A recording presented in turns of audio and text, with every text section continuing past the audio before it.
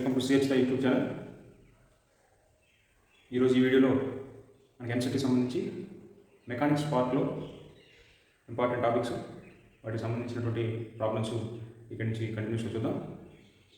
మనకి బేసిక్గా మెకానిక్స్లోకి వచ్చేసరికి మోషన్ అనేటువంటి కాన్సెప్ట్ని ఇంపార్టెంట్ టాపిక్గా మనం కన్సిడర్ చేయాలి.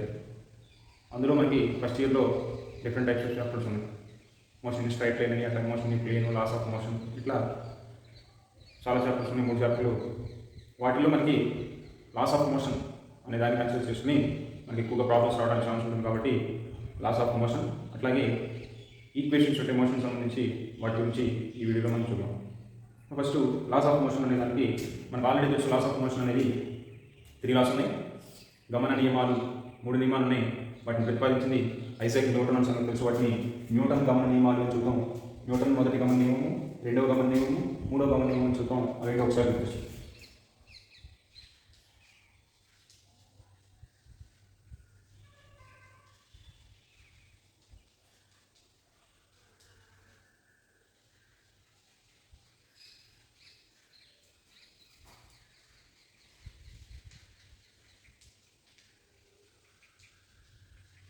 మూడవ గమన నియమం Newton's first law of motion. అలాగే సెకండ్ లా ఆఫ్ మోషన్, అలాగే థర్డ్ లా ఆఫ్ మోషన్.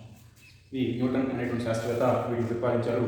ఏంటి, దేనికి సంబంధించి ఉంటాయి అనేది మనం ఒకసారి చూసుకుని దీనికి సంబంధించినటువంటి ప్రాబ్లమ్స్లో కదా. ఇక్కడ మనకి న్యూటన్ మొదటి నియమం ఫస్ట్ లా అనేది దేని బేస్ చేసుకుంటుంది అంటే ఇనర్షియా అని చూద్దాం. అంటే జడత్వము. జడత్వము అనేది పేరులోనే ఉంటుంది. మనకి కెమిస్ట్రీలో మూలకాలు చదివేటప్పుడు జడ వాయువులు అని చదువుతాం.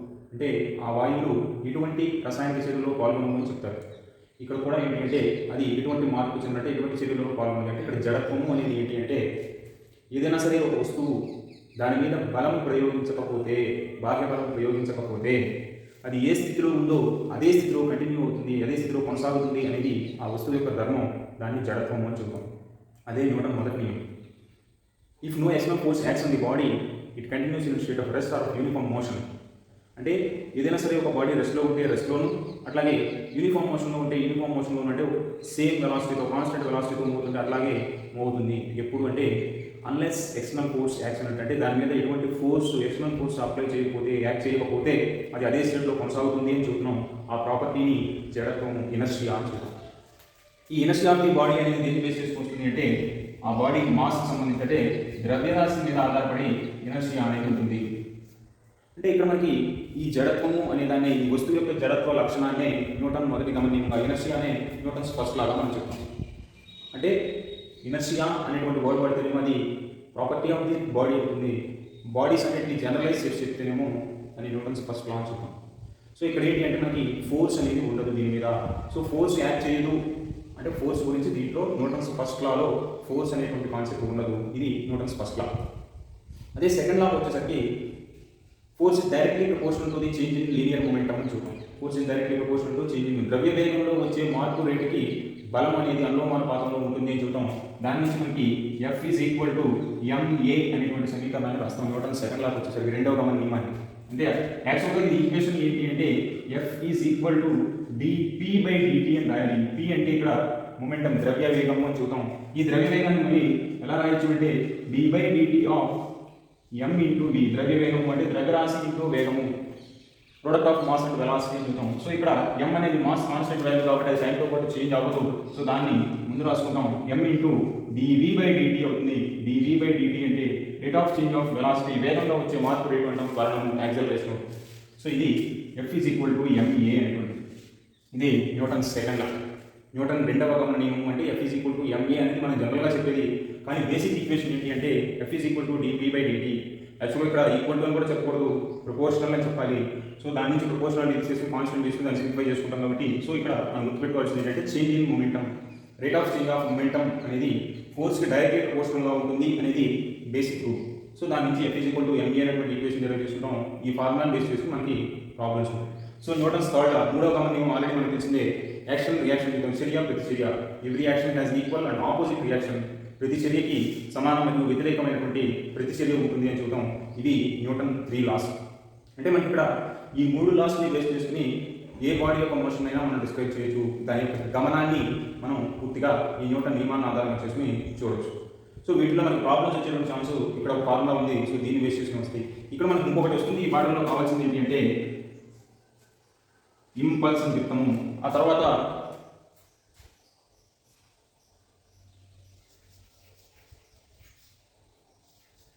దీన్నే ప్రచోదనము అని చూద్దాం. ఈ ప్రచోదనము లేదా ఇంపల్స్ అనేది ఏంటి అంటే ఇది దేనికి సమానం అవుతుంది అంటే వస్తువు యొక్క ద్రవ్య వేగంలోని మార్పుకు సమానం అవుతుంది. అంటే ఒక వస్తువు మీద మనం బలాన్ని ప్రయోగించినప్పుడు ఆ బలం కొంత సమయం పాటు మనం ప్రయోగిస్తే దాని ద్రవ్య వేగంలో వచ్చేటువంటి మార్పుకి ఈ ఇంపల్స్ అనేది సమానం అవుతుంది. ఇంపల్స్ అనేది దేనికి సమానం అవుతుంది అంటే ద్రవ్య వేగంలో మార్పు, చేంజ్ ఇన్ మొమెంటమ్ అని చెప్తాం. దీన్ని బేస్ చేసుకుని కూడా మనకి ప్రాబ్లమ్స్ రావడానికి ఛాన్స్ ఉంటుంది. చేంజ్ ఇన్ మొమెంటమ్, ఇక్కడ మనం మొమెంటమ్ అని చదువుతున్నాము, దీన్ని లీనియర్ మొమెంటమ్ అని చదువుతాం, రేఖీయ ద్రవ్య వేగము అంటాం. ఎందుకంటే దీని తర్వాత మనకి రొటేషనల్ మోషన్లో భ్రమణచలనంలో యాంగులర్ మొమెంటం అనేది వస్తుంది. సో దాని గురించి మనం తర్వాత చూద్దాం. ఇక్కడ లీనియర్ మొమెంటం అనేటువంటి కాన్సెప్ట్ ఇక్కడ మొమెంటం అని వాడుతున్నాం. సో ఈ ప్రచోదనం అనేది దేనికి సమానం అవుతుంది అంటే ద్రవ్య వేగంలో మార్పుకి సమానం అవుతుంది. ఇవి మనకు కావాల్సింది ఈ 3 న్యూటన్ లాస్. వీటి తర్వాత మనకి ఈక్వేషన్స్ ఆఫ్ మోషన్ ఉంది, అవేంటో చూద్దాం. గమన సమీకరణాలు, ఈక్వేషన్స్ ఆఫ్ మోషన్ అంటాం. ఇవి 3 ఉంటాయి, వీటి ఒకసారి చూద్దాం. v equal to u plus at ఒకటి, అలాగే s is equal to ut plus half at square ఒకటి, తర్వాత v square minus u square is equal to 2as. ఇవి మొత్తం 3 ఈక్వేషన్స్ ఉన్నాయి. ఈ ఈక్వేషన్స్ మొత్తానికి కలిపి మనం ఇక్కడ ఏమంటామంటే చలన సమీకరణాలు, అంటే ఈక్వేషన్స్ ఆఫ్ మోషన్ అని చెప్తాం. అంటే ఒక వస్తువు యొక్క చలనాన్ని మనం పూర్తిగా చదవాలి, అర్థం చేసుకోవాలి అంటే దాన్ని తెలియజేయడానికి ఈక్వేషన్స్ ఉంటాయి. ఇక్కడ మనకి ఈ చలన సమీకరణాలు లేదా గమన సమీకరణాలు ఏదైనా వచ్చు. ఇక్కడ మనకి మొత్తం 3 ఈక్వేషన్స్ వచ్చినాయి. వీటిలో ఉన్నటువంటి చలరాశులు అంటే మనకు ఉన్నటువంటి భౌతిక రాశులు ఏమేంటి అనేది ఒకసారి చూసి వాటి తర్వాత వాటి మీద మనకి పూర్తిగా ఇచ్చారు. ఇక్కడ ఉన్నటువంటి భౌతిక రాశుల్లో v ఒకటి, u ఒకటి, a ఒకటి, t ఒకటి, s ఒకటి. ఈ 3 ఈక్వేషన్ల మీద మనకు ఉన్నటువంటి భౌతిక రాశులు ఈ 5 మొత్తం u u a t s. మరి వీటిలో ఏది దేని తెలియజేస్తుంది, దేన్ని ఏ పేరుతో పిలవాలి అనేది మనం తెలుసుకోవాలి. సో ఇక్కడ ఫస్ట్ v అంటున్నాం, u అంటున్నాం. ఇవి రెండూ కూడా వేగాన్ని తెలియజేసేవి, వెలాసిటీ.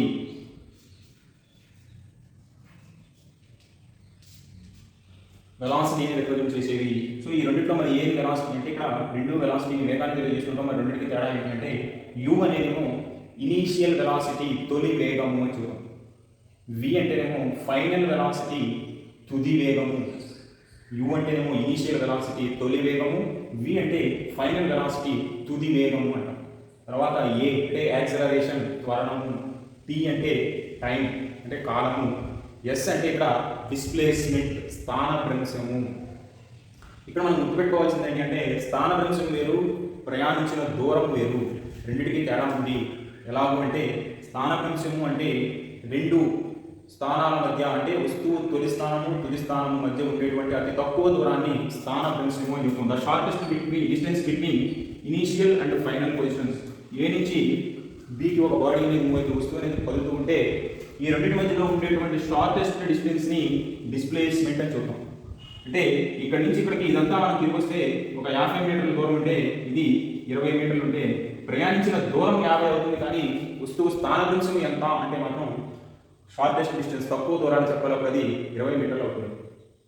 ఇక్కడ మనం గుర్తుపెట్టుకోవాల్సిన ఇంకొకటి ఏంటంటే ఇక్కడి నుంచి ఇక్కడ బయలుదేరిన వస్తువు మళ్ళీ తిరిగి ఇక్కడ వచ్చిందనుకోండి, ఇక్కడ నుంచి ఇక్కడికి ఒక 50 మీటర్లు మళ్ళీ తిరిగి వచ్చారంటే 100 మీటర్లు ప్రయాణం చేశారు.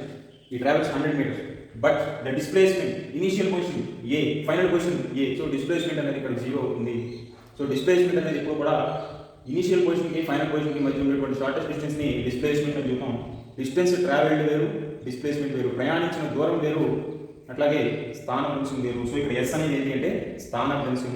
సో ఇక్కడ మనం ఉన్నటువంటి ఈ ఈక్వేషన్స్లో ఈ మూడు ఈక్వేషన్స్ని బేస్ చేసుకుని v is equal to u plus at ఒకటి, s is equal to ut plus half at square ఒకటి, v square minus v square equal to 2as ఒకటి. ఈ మూడు ఈక్వేషన్ బేస్ చేసుకుని కూడా మనకి ఈ మెకానిక్స్ పార్ట్లో మోషన్కి సంబంధించి ప్రాబ్లమ్స్ రావడానికి ఛాన్స్ ఉంది. వీటిలో ఏంటంటే ఏవైనా సరే మనకి ఈక్వేషన్లో ఇక్కడ 4 వేరియబుల్స్ ఉన్నాయి. సో 4లో 3 వేరియబుల్స్ మనకు తెలిస్తే 4వది మనం క్యాలిక్యులేట్ చేసుకోవచ్చు. ఏ కేసులో అయినా సరే 4 వేరియబుల్స్ ఉన్నాయి కాబట్టి 3 తెలిస్తే 4వది మనం క్యాలిక్యులేట్. సో వీటి మీద ప్రాబ్లమ్స్ చేసేటప్పుడు మనం గుర్తుపెట్టుకోవాల్సినటువంటి ఒకే ఒక విషయం ఏంటి అంటే ఎక్కడైనా సరే ప్రాబ్లంలో స్టార్ట్స్ ఫ్రమ్ రెస్ట్, విరామ స్థితి నుంచి ప్రయాణం ప్రారంభించింది అని అంటే అప్పుడు ఇనీషియల్ వెలాసిటీ అంటే u వాల్యూ 0 అని ఇచ్చినట్టే లెక్క. లేదు వస్తువు ఆగిపోయింది, stops after travelling some distance అని అంటే అప్పుడు ఫైనల్ వెలాసిటీ 0 ఇచ్చినట్టు, తుది వేగం 0 అని ఇచ్చినట్టు. ప్రాబ్లం చేసేటప్పుడు మనం ఆ 2 పాయింట్లు మనం గుర్తుపెట్టుకోవాలి. ఎక్కడైనా సరే స్టార్ట్స్ ఫ్రమ్ రెస్ట్, విరామ స్థితి నుంచి ప్రయాణం ప్రారంభించింది అంటేనేమో u వాల్యూ 0 అని ఇచ్చినట్టు, అదే స్టాప్స్ ఆఫ్టర్ సమ్ టైం అంటేనేమో ఆగిపోయింది అంటే మాత్రం v వాల్యూ 0 ఇచ్చినట్టు. సో మనకి ఏంటంటే ప్రాబ్లంలో వాల్యూస్ ఎక్కడైనా సరే ఈక్వేషన్స్లో 4 వేరియబుల్స్ ఉన్నాయి, మనకు 3 కావాలి కానీ ఒక 2 ఎంట్రీ కనబడతాయి. అప్పుడు మనం కంగారు పడకూడదు. సో ఇచ్చిన దాంట్లో v కానీ u కానీ ఏదో ఒక దాని గురించి ఖచ్చితంగా మెన్షన్ చేసి ఉంటారు కాబట్టి అదేంటి అనేది తెలుసుకుని దాని ప్రకారం మనం ప్రాబ్లమ్స్ సాల్వ్ చేసుకోవచ్చు. దీనికి సంబంధించి ఈ టాపిక్లో మనకు కావాల్సినటువంటి బేసిక్ కాన్సెప్ట్. సో దీని తర్వాత ఇంపార్టెన్స్ లాస్ అట్లాగే ఈక్వేషన్ బేస్ చేసుకుని ప్రాబ్లమ్స్ ఏంటి అనేవి నెక్స్ట్ వీడియోలో చూద్దాం.